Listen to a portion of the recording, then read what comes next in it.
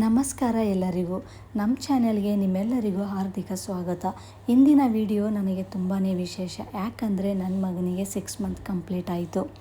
So ಪ್ರತಿಯೊಬ್ಬ ಅಪ್ಪ ಅಮ್ಮನ ಜೀವನದಲ್ಲಿ ಮಗುವಿನ ಮೊದಲ ಪೂರಕ ಆಹಾರ ಒಂದು ಮರೆಯಲಾಗದ ಕ್ಷಣ ಅಂತಲೇ ಹೇಳ್ಬಹುದು. ಆ ಸುಂದರ ಅನುಭವವನ್ನು ಈ ವಿಡಿಯೋ ಮುಖಾಂತರ ನಿಮ್ಮೆಲ್ಲರೊಂದಿಗೆ ಹಂಚಿಕೊಳ್ಳುತ್ತಿದ್ದೇನೆ.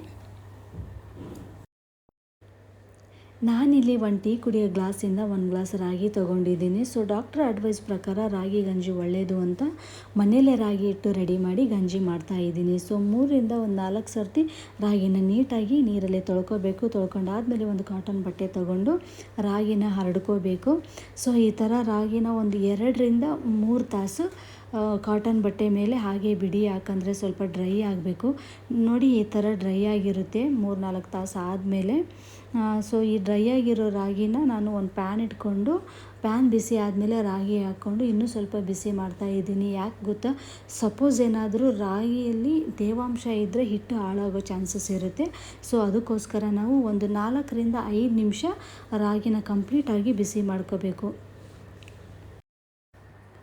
ನೋಡಿ ರಾಗಿ ಈ ಥರ ಕಂಪ್ಲೀಟಾಗಿ ಡ್ರೈ ಆಗಬೇಕು. ಸೊ ಡ್ರೈ ಆದಮೇಲೆ ಒಂದು 4 to 5 ಮಿನಿಟ್ಸ್ ನಾವು ತಣ್ಣಗಾಗಕ್ಕೆ ಬಿಡಬೇಕು. ಬಿಟ್ಟಾದಮೇಲೆ ಒಂದು ಮಿಕ್ಸಿ ಜಾರಿಗೆ ನಾವು ಶಿಫ್ಟ್ ಮಾಡ್ಕೊಂಬಿಟ್ಟು ಪೌಡ್ರ್ ರೆಡಿ ಮಾಡ್ಕೊಳ್ಳೋಣ. ಸೊ ಇವಾಗ ಪೌಡ್ರ್ ರೆಡಿ ಆಯಿತು. ಸೊ ಈ ಥರ ರೆಡಿ ಆದಮೇಲೆ ನಾನಿಲ್ಲಿ ಏನಂದರೆ ಜರಡಿ ಮಾಡ್ಕೊತಾ ಇದ್ದೀನಿ.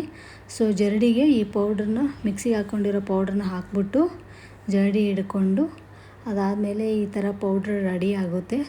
ರೆಡಿಯಾಗಿರೋ ಪೌಡ್ರ್ ನಾನು ಒಂದು ಟೇಬಲ್ ಸ್ಪೂನ್ ತಗೊಂಡು ಆ ಸ್ಪೂನಿಂದ ಒಂದು ಬೌಲ್ಗೆ ಹಾಕ್ಕೊತಾ ಇದ್ದೀನಿ.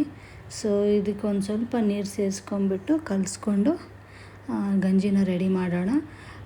ಸಾಮಾನ್ಯವಾಗಿ ಎಲ್ಲ ತಾಯಂದಿರಿಗೂ ಫಸ್ಟ್ ಫುಡ್ ಆಗಿರೋದ್ರಿಂದ ತುಂಬ ಕನ್ಫ್ಯೂಷನಲ್ಲಿ ಇರ್ತೀವಿ, ಯಾವ ಫುಡ್ ಕೊಟ್ಟರೆ ಒಳ್ಳೆಯದು ಅಂತ. ಸೊ ನಾನಿಲ್ಲಿ ರಾಗಿ ಗಂಜಿನ ಯಾಕೆ ಚೂಸ್ ಮಾಡಿದೆ ಅಂದರೆ, ಗಂಜಿ ಐಟಮ್ಸು ಸಾಫ್ಟ್ ಫುಡ್ ಆಗಿರೋದ್ರಿಂದ ಡೈಜನ್ಗೆ ಯಾವುದೇ ಪ್ರಾಬ್ಲಮ್ ಆಗೋದಿಲ್ಲ, ಈಸಿಯಾಗಿ ಡೈಜನ್ ಆಗುತ್ತೆ ಅಂತ ನನಗನ್ಸುತ್ತು. ಸೊ ನನ್ನ ಪ್ರಕಾರ ಏನಂದರೆ ರಾಗಿ ಗಂಜಿ ಅಥವಾ ರೈಸ್ ಗಂಜಿನ ಚೂಸ್ ಮಾಡೋದು ಒಳ್ಳೆಯದು. ಸೊ ಎಷ್ಟೋ ಜನ ಬಾದಾಮಿ ಪೇಸ್ಟ್ ಮಾಡಿ ಕೊಡ್ತಾರೆ, ಅದನ್ನು ಆರೋಗ್ಯಕ್ಕೂ ಒಳ್ಳೆಯದೇ. ಬಟ್ ಆದರೆ ಡೈಜನ್ಗೆ ಸ್ವಲ್ಪ ಏನಂದರೆ ಹಾರ್ಡ್ ಟು ಡೈಜೆಸ್ಟ್ ಅಂತ ನನಗನ್ನಿಸ್ತು. ಅದಕ್ಕೋಸ್ಕರ ನಾನು ರಾಗಿನ ಚೂಸ್ ಮಾಡಿಕೊಂಡೆ. ಸೊ ನೋಡಿದ್ರಲ್ಲ, ನಮ್ಮ ಗಂಜಿ ರೆಡಿ ಆಯಿತು. ಸೊ ಈ ಗಂಜಿನ ನಾನು 3 ಡೇಸು ಈ ಸಿಂಪಲ್ ಗಂಜಿನ ಕೊಡ್ತಾಯಿದ್ದೀನಿ. ಸೊ ಆಫ್ಟರ್ 3 ಡೇಸು ನಾನು ಏನು ಕೊಡ್ತೀನಿ, ಯಾವ ಫುಡ್ನ ನಾನು ಆ್ಯಡ್ ಮಾಡ್ತಾಯಿದ್ದೀನಿ ಅಂತ ಹೇಳಿ ನಾನು ನೆಕ್ಸ್ಟ್ ವೀಡಿಯೋದಲ್ಲಿ ನೋಡೋಣ. Thank you.